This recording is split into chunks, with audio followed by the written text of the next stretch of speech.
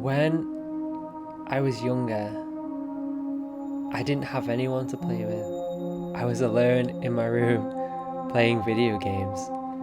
As long as I get someone to feel how I felt when I was 10, that is like everything to me. I don't care how long it takes, or how many sacrifices I have to make. However hard it gets, I'm gonna make that game.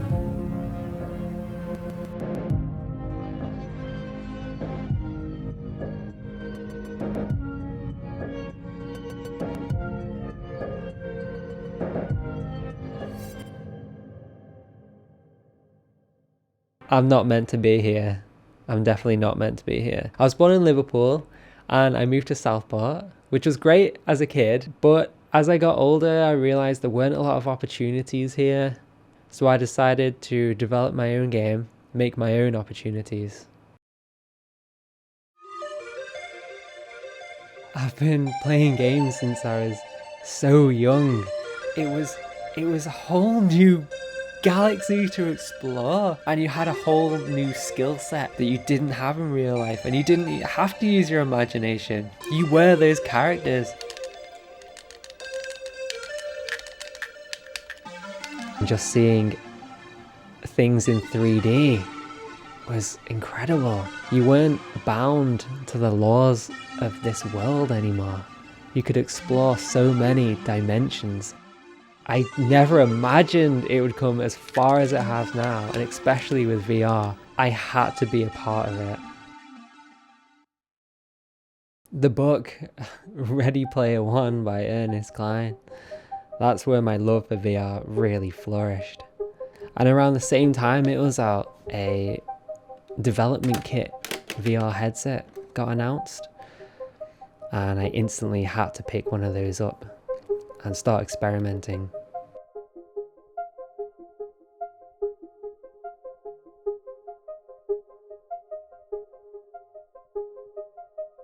I started working on this project with someone else, and they thought this would just be like a small thing, and they never expected it to be my whole life. And they eventually said they just didn't want to continue working on it with me anymore. It wasn't what they wanted to do, and that was extremely hard to deal with. I've given up so much to have this project come to life. It was a real blow.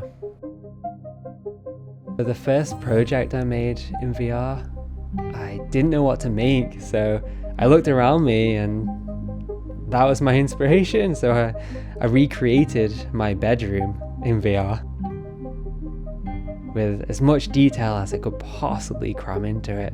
All the consoles, the couch, the cracks in the ceiling.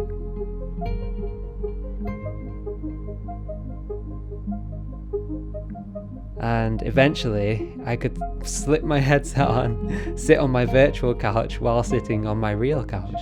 This is the very first test for Timmy's Playhouse that we did. It was the simplest thing we could think of, just to see what the floor would look like and if it would even work. To be any kind of games designer, you've got to take the idea of a normal life and throw it away. You have to be obsessed. I started to make video games with my college friend Jon.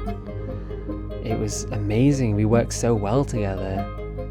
I did the sprite art and the music, and he focused on the 3D aspect and the engine.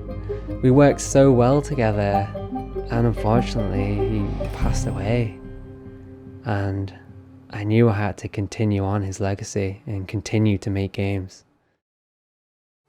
That's when I discovered I could make music with my Game Boys. It's all about nostalgia and creating something with less. It's so special to be able to use the Game Boys you had when you were a child. There's no boundaries. It's just an endless journey. Chiptune really made me learn music and music theory, so I really wanted to get better. It just pushed me and pushed me. That song was about past relationships that you can never revisit and never fix. It's about craving that connection with that person again. All those past relationships that you regret and you can't go back to. And I kept having this dream where I was just about to say sorry, and I would always wake up. Chiptune gigs, everyone knows you're just going on stage and pressing play because you can pre-program the whole song in your game voice. My first gig was in my local pub, and I think I did a cover of Muse cover, and everyone was just like, what are you doing? But when I played music in front of people who related to it, I'd never felt a bigger high. There's so much human connection. It's so important to have that aspect in your video game, to open up and be vulnerable and show your humanity. I wanted to throw some of my passion in there with video games and to explore the ins and outs of how they work and deconstruct them. So I would take back the textures and just have landscape wireframes that show what's behind the video game and what's possible in a world where there's no gravity, there's no oxygen. Like, what kind of art can we make from that? There's a lot of escapism. Anything can happen in those worlds. They're so perfect and so erratic and beautiful at times. I want to make the user feel. That's what's so beautiful about games design, and VR especially. I can take them back to a point in their life where they had none of those worries and they had an adventure in the playhouses. They made up their own stories and paths through.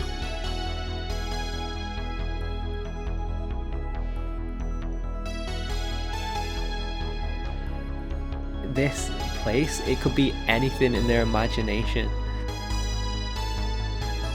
I miss those days of finding like a zipped door in those playhouses and thinking, oh my god, I wonder if that led into this incredible like challenge that I had to complete, or it was full of dragons and wizards, or a whole new part of the playhouse.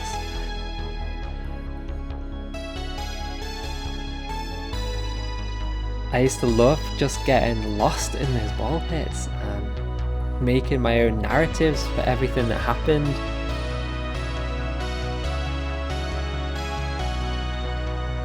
I want people to feel something, and I want them to feel happy and nostalgic.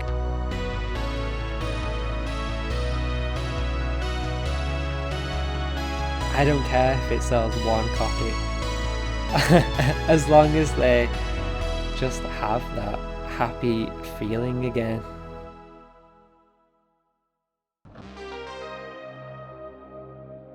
I always feel like I'm not good enough at anything I do, and those things help me to realize that I'm smart and I can do these things if I put my mind to it. That's what games design has really showed me. You can do it if you put your mind to it. You're a lot more resilient than you think. Even if you live in a small seaside town, you can take your idea and you can learn the skills and you can progress with your life and show the world something that you're proud of.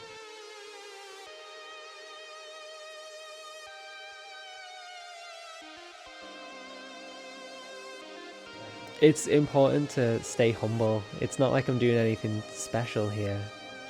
Everyone has these skills that they can do. I just need to make sure I keep pushing and I actually follow through with it.